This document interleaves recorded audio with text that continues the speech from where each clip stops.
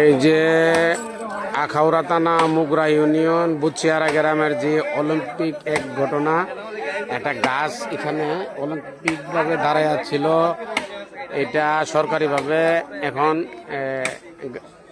কাটার জন্য আসছে। দেখেন সাংবাদিক থেকে দইরা সমস্ত লোকজন এখানে জড়ো হচ্ছে এবং কাটছে গাছটারে। এই গাছটা কিন্তু এখানে এই তারা বলতেছে যে এটা ইয়ান একটু সমস্যা। তারা বলতেছে যে যদি কোনো দুর্ঘটনা ঘটে ওই হিসাবে সরকারি লোক গাছটা যদি কোনো লোকের উপরে পড়ে এই হিসাবে আপনার গাছটা কেটে ফেলছে।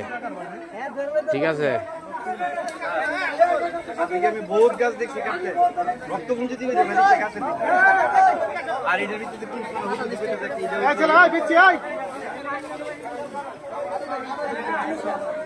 এই যে দেখেন বাধা দিচ্ছে মালিক।